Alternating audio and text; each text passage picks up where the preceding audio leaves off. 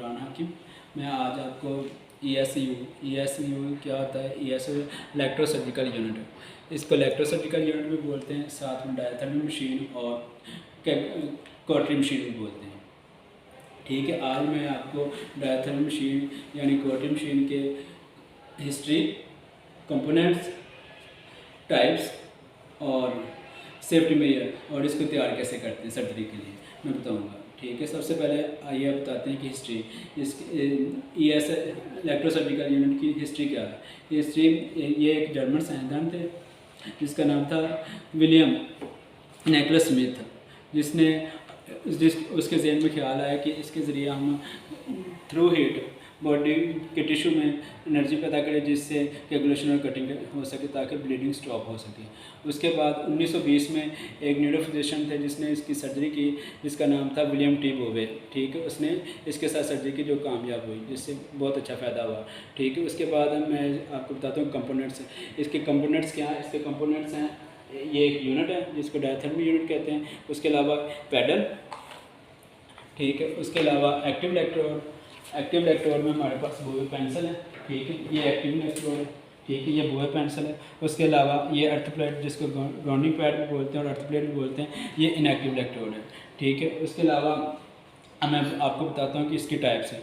डायथर्मल machine की types होती हैं। डायथर्मल मशीन की 2 टाइप होती हैं, एक होती है बाइपोलर, दूसरी मोनोपोलर। ठीक है, सबसे पहले मैं आपको मोनोपोलर के बारे में बताता हूँ। मोनोपोलर क्या होती है? मोनोपोलर में हमारे पास होती है बोवे पेंसिल, इसको बोवे पेंसिल बोलते हैं, जिसको हम डायथर्मल मशीन के अंदर लगा लेते हैं इस तरह से, ये हमने लगाई।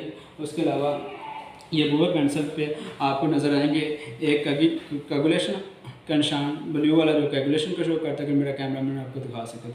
इस पर 2 बटन लगे होते हैं, एक ब्लू और दूसरा येलो। जो ब्लू है कोगुलेशन को शो करता है और जो येलो है कटिंग को शो करता है। ठीक है, इसके ज़रिए हम बॉडी के टिश्यू में करंट प्रोड्यूस करते हैं जिससे कोगुलेशन होती है और कटिंग होती है। अगर हमने कटिंग करनी तो येलो का बटन प्रेस करेंगे, अगर हम कोगुलेशन करनी तो ब्लू का बटन प्रेस करेंगे। इससे पूरी बॉडी में करंट गुजरता है। ठीक है, और इनएक्टिव इलेक्ट्रोड से होता हुआ पूरी वापस कॉटरी मशीन में चला जाता है। ठीक है, इसके अलावा इसके बेनिफिट्स क्या?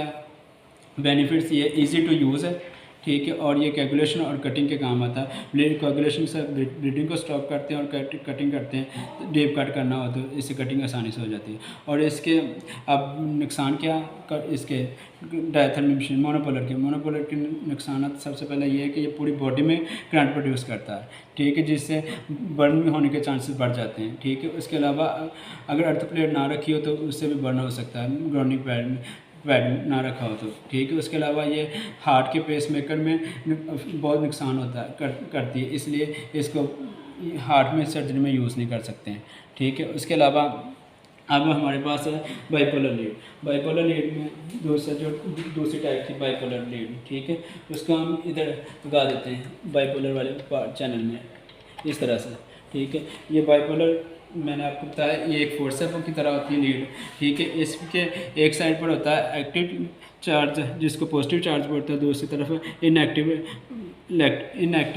चार्ज। ठीक है, जिसको नेगेटिव चार्ज बोलते हैं। इसको हम प्रेस करते हैं, इसमें हमें अर्थ प्लेट रखने की ज़रूरत नहीं होती, इसमें हम पैडल यूज़ करते हैं। ठीक है, ये इस तरह से पैडल का भी जो ब्लू वाला पार्ट है वो कोगुलेशन के लिए और जो येलो वाला पार्ट है वो कटिंग के लिए। ठीक है, इस तरह से हम इसको यूज़ करते हैं। ठीक है, और इसके अलावा हम ये टिश्यू को जिधर से पकड़ेंगे सिर्फ ये पूरी बॉडी में करंट नहीं गुजरेगा। इसका फ़ायदा ये है कि पूरी बॉडी में करंट नहीं गुजरेगा, जिस समय टिश्यू को हम करेंगे कोगुलेशन कटिंग वही सही यूज़ होगा। ठीक है, उसके अलावा अब बाइपोलर के मैं आपको बेनिफिट बताता हूँ। बाइपोलर के बेनिफिट ये है कि ये इसका जो करंट है पूरी बॉडी में से नहीं गुजरता। ठीक है, जहाँ पे हम यूज़ करते हैं वही उसी हिस्से में होता है, इससे बढ़ने के चांसेस बहुत कम हो जाते हैं। ये हार्ट की सर्जरी में पेसमेकर में इफेक्ट नहीं करता, इसलिए हम हार्ट की सर्जरी में भी यूज़ कर सकते हैं और बच्चों की सर्जरी में भी यूज़ कर सकते हैं, क्योंकि इसमें करंट जो है जिस हिस्से पर हम यूज़ करेंगे उसी में इस्तेमाल होता है और इसमें अर्थ प्लेट रखने की ज़रूरत नहीं होती। उसके अलावा इसके नुकसान, बाइपोलर के नुकसान क्या है? बाइपोलर के नुकसान ये है कि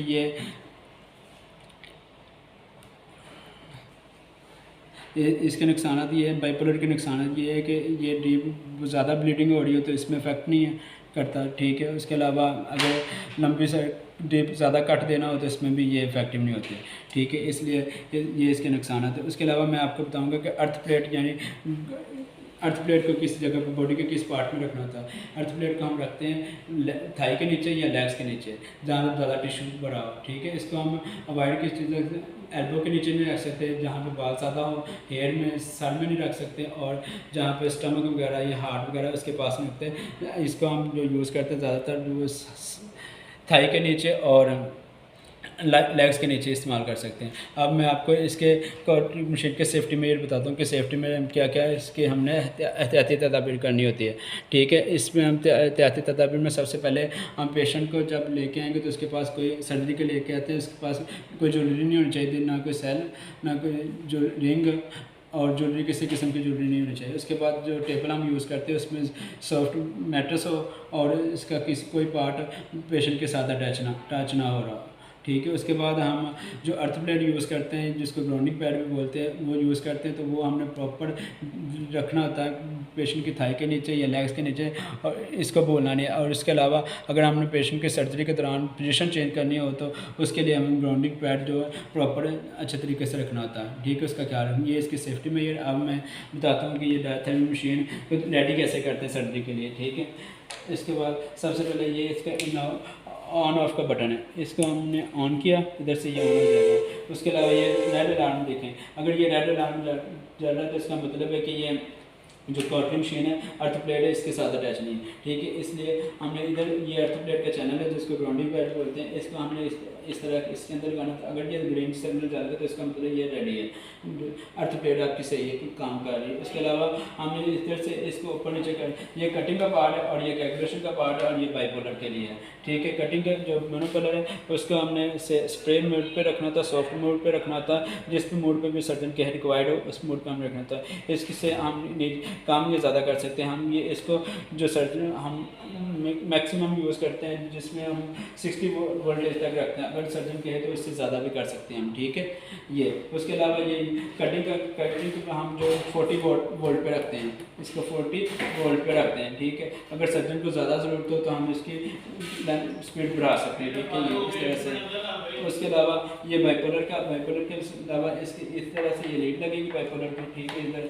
और इसको ऊपर नीचे 1 2 3 पे 2 पे रख के या ऑटो स्प्रे पे रख के इधर से हम काम ये ज़्यादा कर सकते हैं। अगर आज की मेरी वीडियो जो लैप्टो सर्जिकल यूनिट पे थी आपको पसंद आए तो इसको लाइक सब्सक्राइब करना ना भूलें, ताकि मेरी हर आने वाली वीडियो आप तक पहुँच जाए। शुक्रिया।